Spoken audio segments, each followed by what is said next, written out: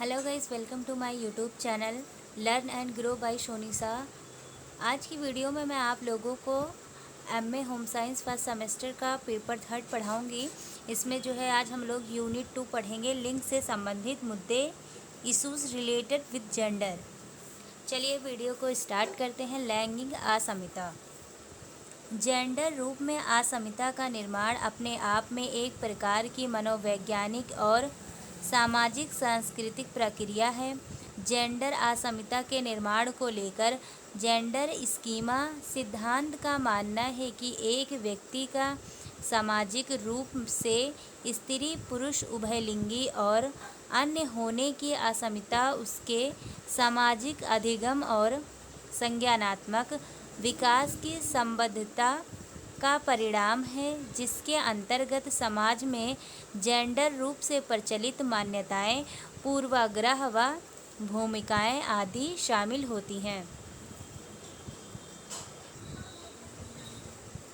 Gender असमता के निर्माण की प्रक्रिया को संयोजित और व्यापक रूप में समझने के लिए आवश्यक है कि पारिवारिक संरचनाओं के भीतर सामाजिकरण की प्रक्रिया को ध्यान में रखा जाए।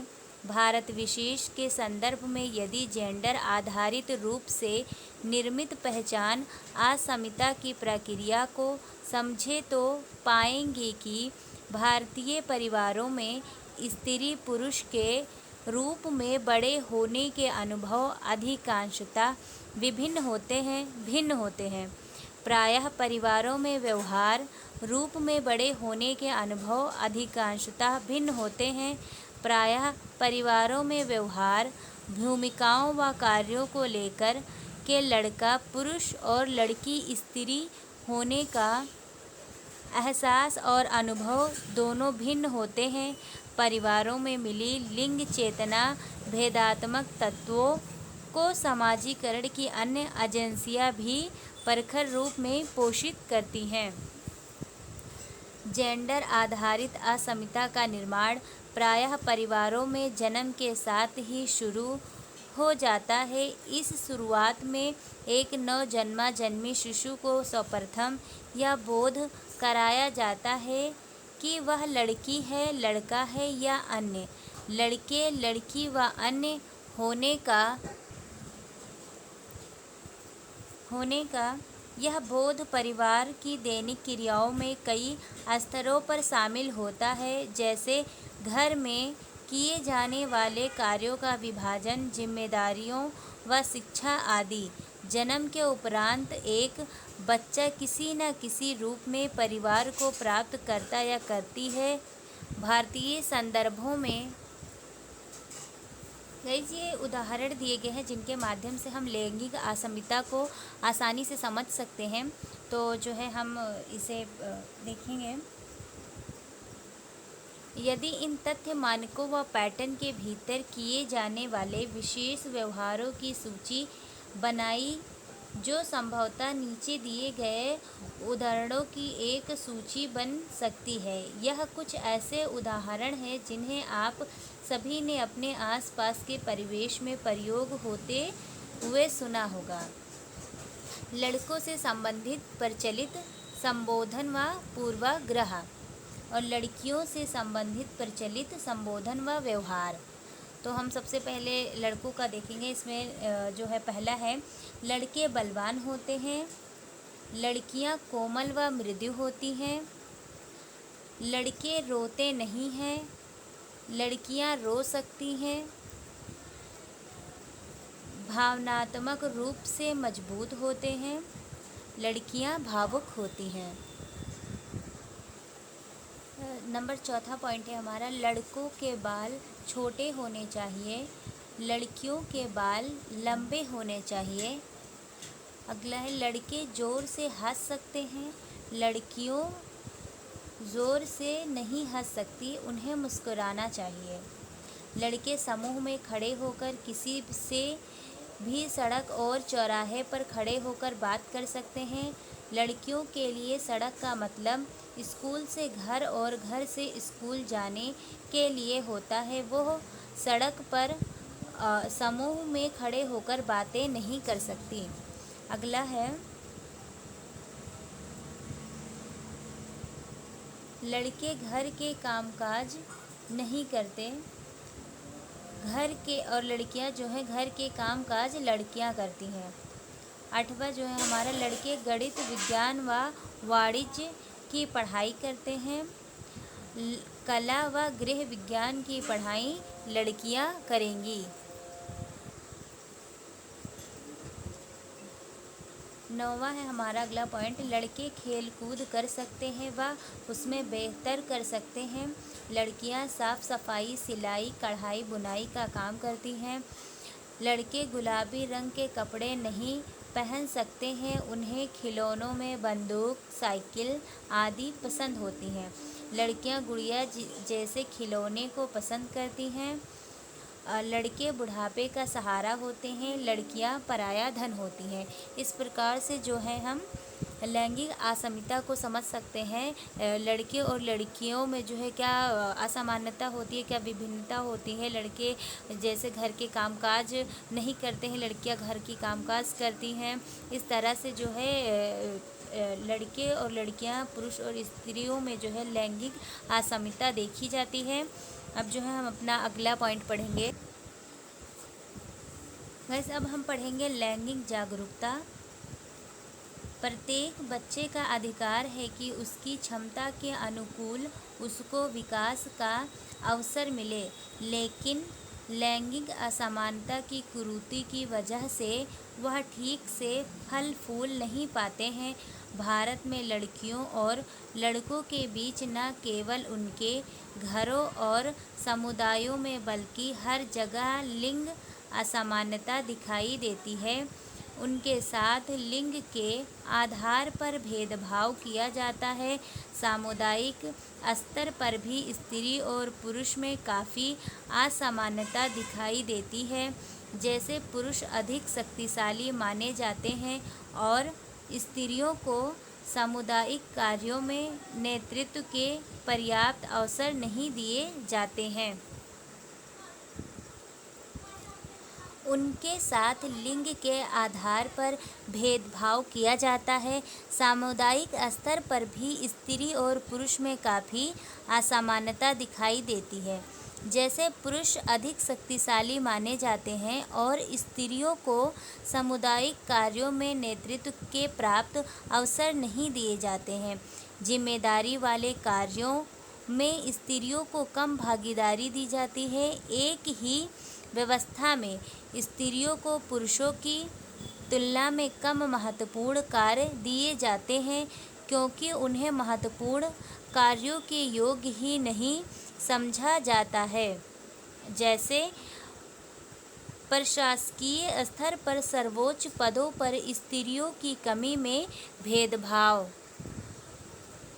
के चलते संसद में भी इनका प्रतिनिधित्व अन्य देशों की तुलना में हमारे देश में बहुत कम ही है।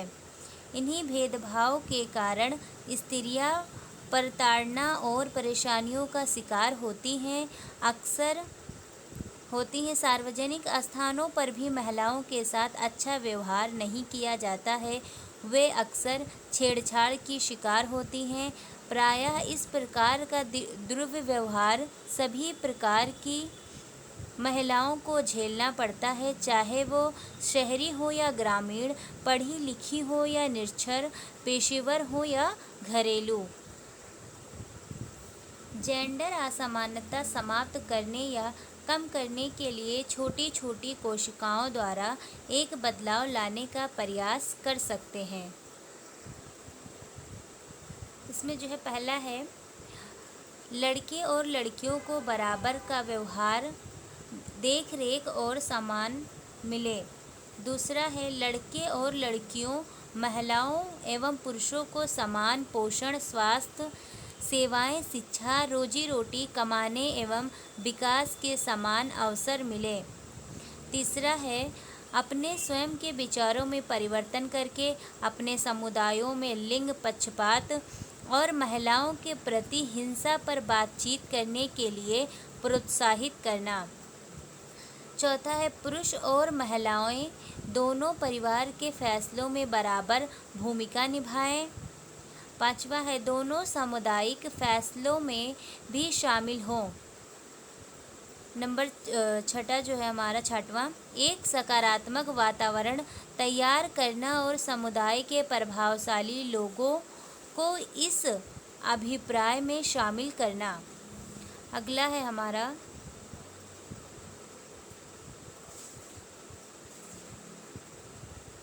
7वां नंबर, लोगों के मन में यह सोच विकसित करना कि महिला पुरुष जीवन साथी के रूप में निजी एवं सार्वजनिक जीवन में एक समान है। 8वां है कानूनी समानता के लिए राष्ट्रीय एवं अंतर्राष्ट्रीय स्तर पर प्रयत्न किए जाएं। और 9वां है हमारा राष्ट्रीय एवं अंतर्राष्ट्रीय स्तर पर पुरुषों एवं महिलाओं के लिए आर्थिक एवं राजनीतिक क्षेत्र में अवसर बढ़ाने के लिए प्रयत्न किए जाएं। ये था हमारा लैंगिक जागरूकता। अब हम अपना अगला जो है पढ़ेंगे, अगला टॉपिक हमारा, अब हम पढ़ेंगे जेंडर फोकस। तो चलिए देखते हैं जेंडर फोकस किसे कहते हैं, जेंडर फोकस क्या है। जो है लिंग से संबंधित मुद्दों में जेंडर फोकस की क्या भूमिका है। लैंगिक मुद्दों में अक्सर स्त्री और पुरुष की भूमिकाओं को उनकी शारीरिक मानसिक क्षमताओं में अंतर से जोड़ना और इसे स्वाभाविक रूप में ऐसा होना समझा जाता है। इससे समाज में स्त्री और पुरुष के असमान स्तर को उचित करार दिया जाता है।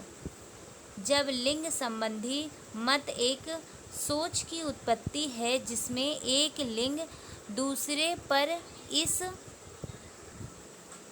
इस मानसिकता के कारण हावी होता है, यह स्वाभाविक न समझकर एक चिंतन का विषय होना चाहिए, क्योंकि विभिन्न संस्कृतियों में पुरुष तत्व और स्त्री तत्व की परिभाषाएं भी अलग अलग होती हैं।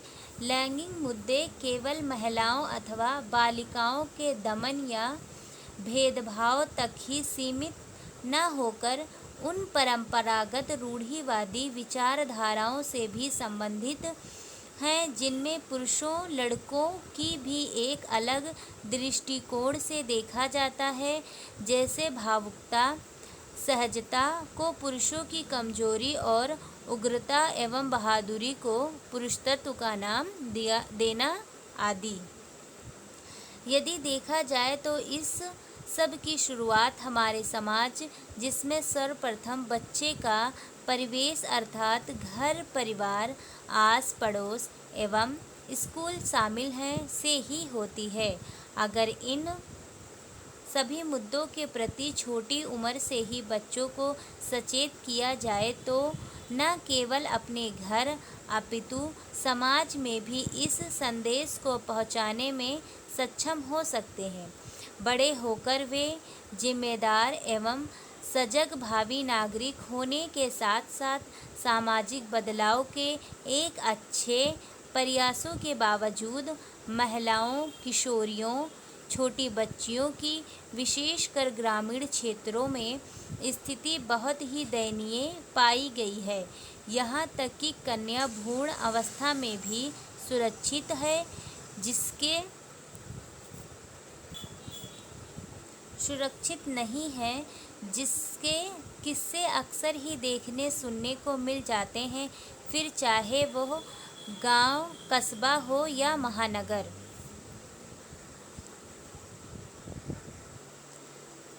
गाइस, हमने जेंडर फोकस को पढ़ा। अब हम अपना अगला टॉपिक पढ़ेंगे। अब हम पढ़ेंगे लिंग रूढ़िवादिता। लिंग रूढ़िवादिता क्या है, अब हम इसको जानेंगे। भारत की स्वतंत्रता और समाज सुधार के गौरवशाली इतिहास के बावजूद आज भी यह सच्चाई है यही है कि हमारा समाज पुरातन स्त्री विरोधी रूढ़िवादी विचारों से मुक्त नहीं हुआ है। रूढ़िवाद एक ऐसी विचारधारा है जो पारंपरिक मान्यताओं का अनुकरण तर्कता या वैज्ञानिकता के स्थान पर केवल आस्था एवं विश्वास के आधार पर करती है। यह विचारधारा नए तथा बिना आजमाए हुए विचारों को अपनाने के बजाय पुराने विचारों को कायम रखने का समर्थन करती है। हमारे समाज में प्राचीन काल से ही बहुत सारी रूढ़िवादी परंपराओं का जाल सा बिछा है। सभी परंपराओं में किसी न किसी रूप में स्त्रियों को प्रभावित होती हैं। कुछ प्रमुख रूढ़िवादी परंपराएं हैं। पहला है हमारा कन्या को पराया धन मानना। दूसरा है कर्म की अपेक्षा भाग्य पर विश्वास। तीसरा है हमारा पढ़ाने से लड़कियां बिगड़ जाएंगी। और चौथा है स्त्री को वही कार्य करना चाहिए जो पुरुष कहे। पांचवा है हमारा मुख अग्नि पुत्र ही देगा। अगला टॉपिक है, अगला जो है छठा नंबर हमारा है दहेज प्रथा। सातवां है हमारा कन्या भ्रूण हत्या। और आठवां है हमारा पुत्र जन्म न देने वाली महिलाओं को प्रताड़ना। और नौवां है हमारा बाल विवाह। लिंग रूढ़िवादिता का अर्थ किसी भी व्यक्ति में नकारात्मक विशेषताओं और पूर्वाग्रहों को सिर्फ इसी आधार पर मान लेना है कि वह व्यक्ति उस पहचान श्रेणी से जेंडर युवा पहचान एवं संबंधित है। दूसरे शब्दों में लैंगिक रूढ़िवादिता से अभिप्राय है स्त्री या पुरुष, लड़का या लड़की के व्यवहार एवं भूमिका से संबंधित समाज का वह सामान्यीकरण जो प्रायः गलत चित्रण के कारण होता है। स्त्री पुरुष से संबंधित विशेष व्यवहारों व कार्यों को समाज द्वारा परिभाषित करना और इन्हीं विशेष कार्यों और भूमिकाओं की अपेक्षा करना, सुसंगत न होने की स्थिति में उनको टोकना, विचारों में सुधार करने को कहना लैंगिक रूढ़िवादिता है। इसी लैंगिक रूढ़िवादिता का महिलाओं और पुरुषों के बीच लैंगिक असमानता का मुख्य जिम्मेदार कारक माना जा सकता है। लैंगिक रूढ़िवादिता निरंतर अपना अस्तित्व बनाए रखती है और इस प्रक्रिया में समाजीकरण अपनी प्रमुख भूमिका निभाता है।